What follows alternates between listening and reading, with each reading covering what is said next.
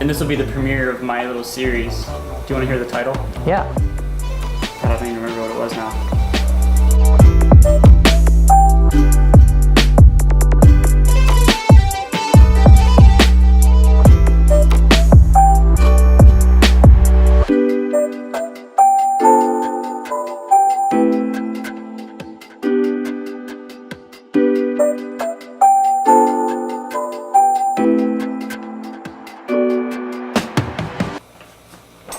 Directing from Jesus. Can't do anything without her. You can wear the hat. I'll take it off for this. Ain't got much up there, but We're gonna start with the pants. What happened? Why are your pants blue and white? well, that is what happens when you wash a tissue in the laundry with your blue jeans. Like just a regular, like, tissue, Or like, Kleenex tissue. nice. So anybody watching? Don't do that. Alright, so this is my grandfather, to everybody that is watching. Let's start with, I mean, it's a shop, but for anybody that doesn't know, where are we? Well, right now we're sitting in Gramps Wood Shop over in Beaver Creek, Minnesota, out at the farm. About 2000 we started doing the demolition of the old building and the landscaping to build this new building. It's a shop. It's a fun shop. It is, it's a fun shop. We don't do a lot of, I mean, we do serious business, but we have I fun. don't build furniture. I never did get into furniture. Craft items, ink pens. I like doing that. So then, pens, like I carry around this pen, I don't let anybody use it. Why, what made you, why pens? I wanted to see if I could do it. And I just enjoy the turning lathe. The turning lathe is relaxing, it's calming. And being able to set up on there and turn down a small ink pen takes me about half hour to make one. It's just fun. I wanted to see if I could do it. That's awesome. This whole wood shop is just it's peaceful. There's no pressure. I have no deadlines out here. I just come out here after coffee in the morning and tinker.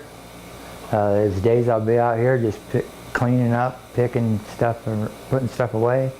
I won't even start on a project, and then bring out the tools I need to mill some lumber for the next project, and just go at my pace. It's fun. Well, it's cool because you still do things like, for Michaela, my sister, if anyone doesn't know, you're making a big bassinet, but it's not like a deadline. I mean, obviously when the baby's born, it's got a deadline. But it's so far out that it's like it's a no problem. You could mess up, start over tomorrow, and still be done before the baby's born. Well, the reason I started that bassinet so early is I wasn't real sure about my Parkinson's, if it would allow me to finish it in a timely manner. And I didn't want to be pressed and rush it. I want this to be an heirloom bassinet, so I wanted to take the time to do it right. So I started early, and if I have any complications or problems, I have plenty of time to change, alter, fix, and repair. If it wasn't for Parkinson's, I probably would have waited till November to start it, but I wanted to make sure I had enough time. And I've done my research, and I agree with what you were saying before. I shouldn't, because I don't want to know. When did you find out that you had Parkinson's? This is a little over a year ago. Yeah. Had a tremor that I couldn't control anymore. It progressively gotten worse, and we were going to figure out what's the problem is, and that's what I was diagnosed. And what did they say you should do? Like, are you on prescriptions? Like, Yes, there's several medications for Parkinson's. There's also different types of Parkinson's, and there also you can go in and have a nerve stimulator implanted in your brain. Brain surgery. I'm not too keen on that idea, but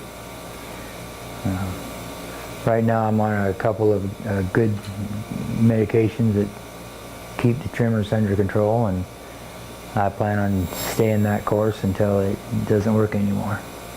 And then you do stuff on your own, like you were saying, like the lathe is like your therapy almost. Yeah. So what in here do you do that is the most therapeutic? Like what do you think helps you the most? Or is it just the shop? I was going to say, as soon as I walk through the door of the shop, this whole shop is calming. And I have it in sectioned off into compartmentalized. I think if I did one thing continuously, I would get bored with it. So I do craft items.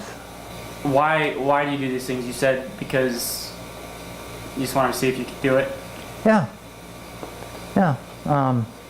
My grandpa was a carpenter. My dad was a carpenter. I didn't know my dad was a carpenter until after I graduated from high school. I didn't know he could read a damn tape measure, and hell, he's good. And it's fun. I try. I think that's my biggest takeaway is I don't think people understand that you don't have a motive to doing it. You just want to do it to see if you can do it. Yeah. People don't see that. Because what happens if you fail? Well, I have an answer to that. I have a wood burning stove here in my wood shop. Yeah. You don't see very many of my mistakes. I have had it pretty hot in here on occasion, but but you're not afraid to fail either. No, you learn by your failures. The trick is not to do the same mistake twice. You make two mistakes, make them different. Yeah. You know? Even though sometimes I make the same mistake twice. Well. But that's what your burner's for. That's what the stove's for, yeah. Especially repeat mistakes. You just retired. Yeah.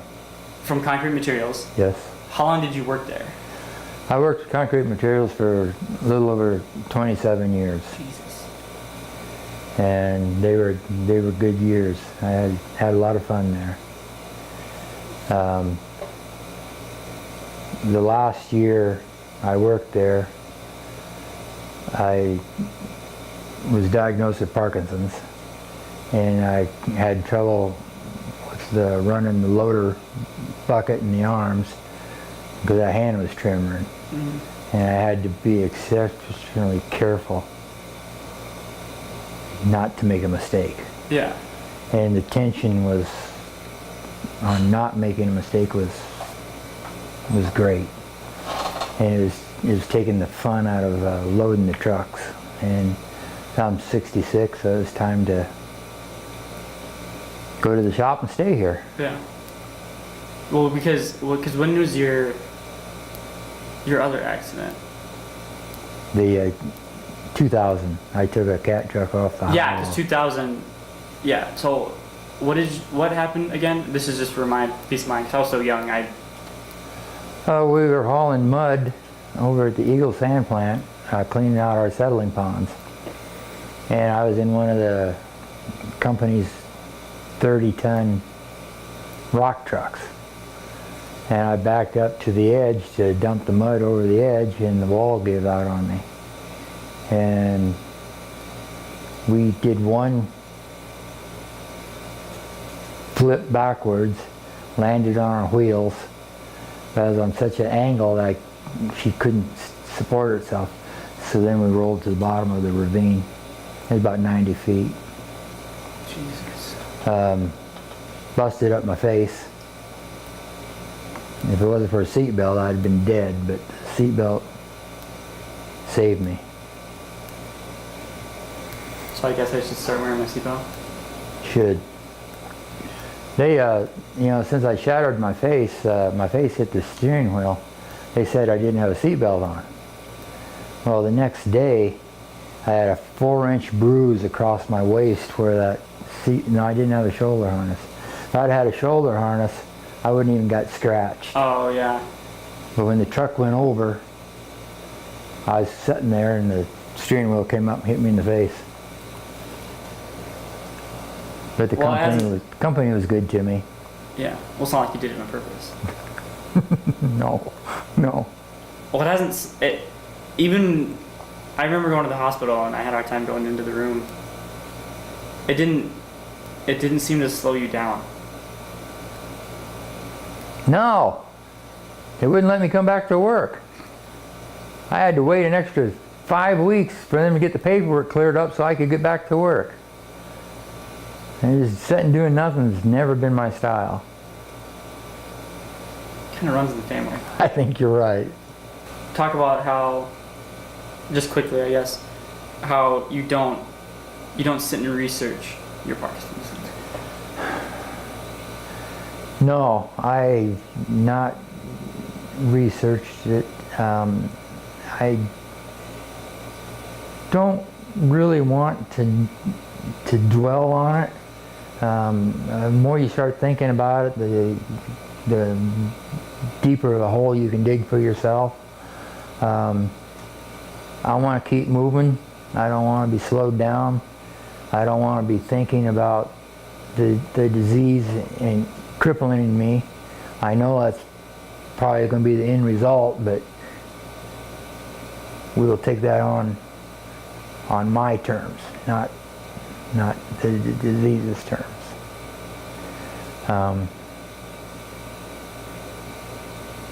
Be aware, you know, don't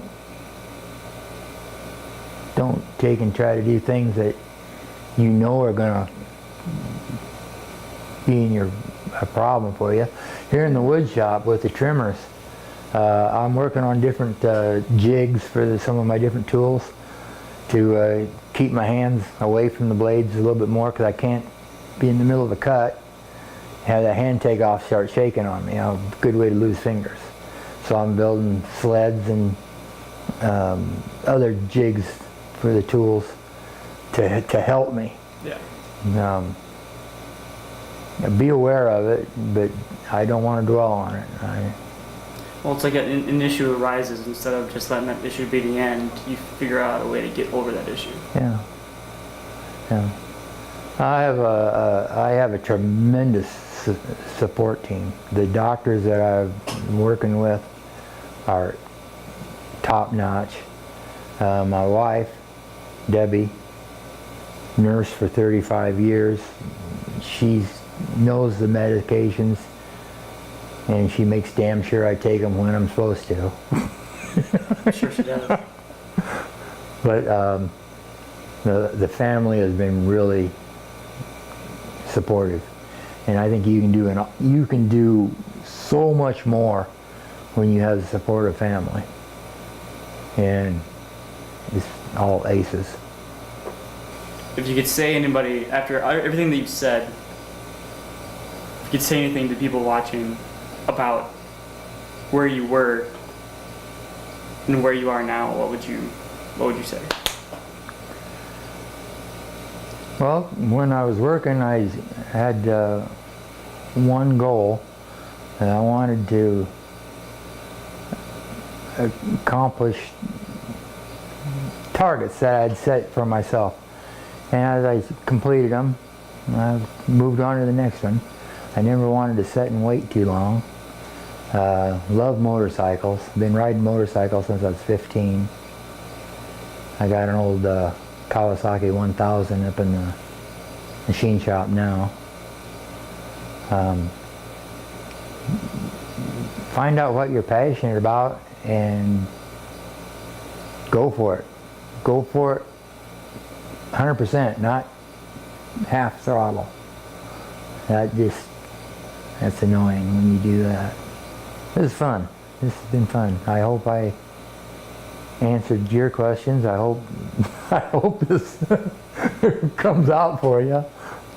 The one and only. One and only? Yeah. Because everybody is their Yeah. one and only. Yep. So this is the kickoff to that series. That'd be good. It'll be something. Yeah. We'll see.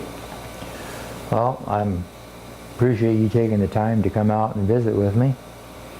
Hope it all comes out on tape for you the way you want it to. It'll be on YouTube, so you'll be famous. Shit. That's Well, it.